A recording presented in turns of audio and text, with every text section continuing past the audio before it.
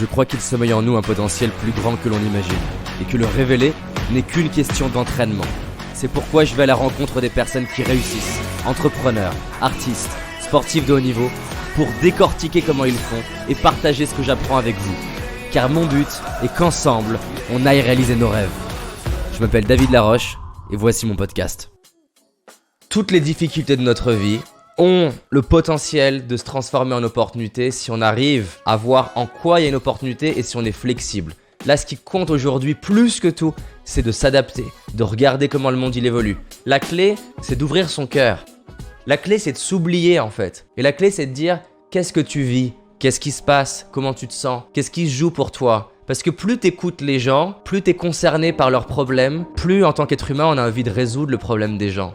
Si aujourd'hui vous n'êtes pas gravement malade et vous n'avez pas un proche gravement malade, je vous invite à pas consacrer plus de 20% de votre temps sur le coronavirus en tant que tel et avoir 80% de votre temps consacré sur comment sortir du lot, comment servir le monde, comment je vais pouvoir rendre service autour de moi. Ayez des réflexions à 2, à 3 en brainstorming sur quelles sont les menaces qui arrivent, quels sont les besoins qu'il va avoir au niveau mondial, quelles sont les peurs qu'il va avoir, quels sont mes objectifs, qu'est-ce que j'ai envie d'accomplir dans les mois, années qui viennent. Et donc pour trouver des opportunités aujourd'hui, je pense que la première chose que tu dois faire, 1, identifier qui t'as envie de servir. Moi, je me suis rendu compte, j'ai envie de servir les gens qui n'ont pas envie de juste lire des livres ou regarder des vidéos, mais qui ont envie de se bouger les fesses. La deuxième chose, une fois que tu as identifié qui t'as envie de servir, quels sont leurs problèmes, quelles sont leurs frustrations et quels sont leurs désirs. Si c'est les animaux, t'arrêtes pas là, demande-toi quel être humain est en contact des animaux. Parce qu'il faut que tu aies une personne et passe du temps à discuter avec eux, c'est quoi leurs problèmes.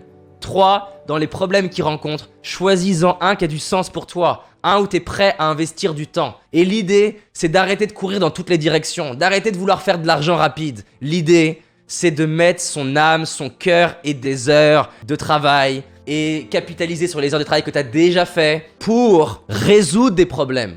Tu veux le secret du bonheur? Va résoudre le problème d'autres personnes. Tu veux le secret de gagner plein d'argent? Résous le problème d'autres personnes. Tu vois, la question qui m'obsède en tant qu'entrepreneur avec mes équipes là depuis plusieurs jours, c'est pas moi. Ce qui m'obsède, c'est comment je suis disponible pour mes équipes, comment je les aide. Tu vois, j'ai pris du temps pour une personne de mon équipe pour l'aider parce qu'il était stressé par rapport au coronavirus. Je suis allé plus loin que mon rôle de patron. Ta vie, elle change quand tu te mets au service des autres êtres humains. 4. Développe les compétences et le réseau nécessaires de manière obsessionnelle pour résoudre ce problème, pour changer la vie de ces personnes-là. Développe les compétences, deviens indispensable pour ces personnes-là, deviens incontournable. Fais en sorte que tu changes des vies et ensuite on parlera de gagner de l'argent. 5. Fais tout pour le résoudre et teste dans la vraie vie, j'insiste.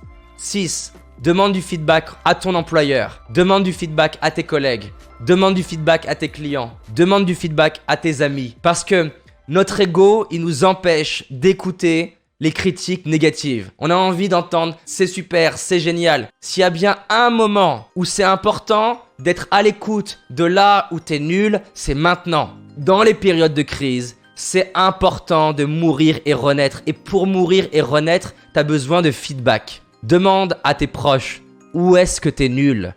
Et quand ils te le disent, ne les attaque pas. Ne te justifie pas. Et rappelle-toi, ils n'ont pas forcément raison. Ils ont juste une partie de la vérité. 7. Quand t'as compris où est-ce que t'étais incompétent, fais en sorte de t'améliorer de manière pragmatique. Si t'es un monteur vidéo, deviens meilleur. Si t'es artiste, progresse dans ton art. Si t'es thérapeute, écoute tes clients, filme-toi. Remets-toi en question, regarde-toi. Si t'es orateur, enregistre tes conférences et débriefe-toi. 8.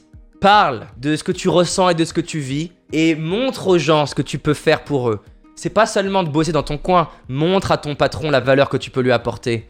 Parle au monde de la valeur que tu peux leur donner. Parle, parce que si t'es très bon, mais que personne n'est au courant, les gens ils pourront pas venir vers toi. 9. Apprends à en parler d'une manière qui fait écho avec les gens à qui tu veux parler. Moi, je veux m'adresser aux gens ambitieux.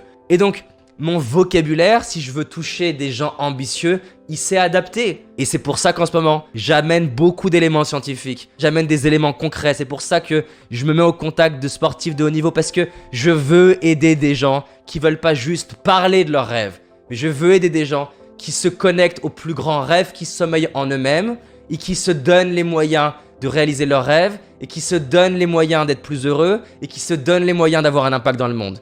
Et je vais terminer sur ma 10e chose qui est « fais de ton mieux ». La seule compétition saine, c'est avec toi-même. Essaye juste de faire de ton mieux. Te compare pas à qui que ce soit, mais la seule chose qui compte, c'est de revenir le plus vite possible dans la partie. Le chronomètre est en route, combien de temps je mets à me recentrer? Le chronomètre est en route, combien de temps je mets pour servir les autres? La clé c'est ça, servir les autres. S'il y a des personnes qui sont du personnel de santé, les infirmiers, infirmières, toutes les personnes qui sont mobilisées, il y a même de l'armée qui est mobilisée, merci d'être au service de l'humanité, merci du fond du cœur. Je vous souhaite de vraiment prendre soin de vous, j'espère vraiment que votre famille, ça va bien se passer pour vous. Mais rappelez-vous que même dans les moments plus sombres, il y a toujours une lumière quelque part et il y a toujours moyen d'en faire quelque chose, pour soi ou pour les autres. On avance ensemble, on passe à l'action, on fait de notre mieux et c'est parti. J'espère que tu as aimé ce podcast. Si c'est le cas, abonne-toi pour que je puisse te partager d'autres stratégies pour réussir tes rêves et tes projets. Laisse-moi un 5 étoiles, ça me ferait vraiment plaisir. Et si tu as envie d'aller plus loin, j'ai réalisé une vidéo qui s'appelle les 5 erreurs que font la majorité d'entre nous et qui va causer l'échec de nos projets, nos rêves et notre réussite. En sachant qu'une seule de ces erreurs va t'empêcher de réussir et d'être pleinement heureux. C'est une certitude.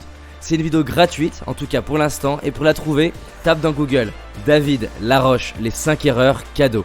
David Laroche, les 5 erreurs cadeaux. Et tu vas tomber dessus. Je te dis à très vite pour un prochain podcast, et on avance ensemble.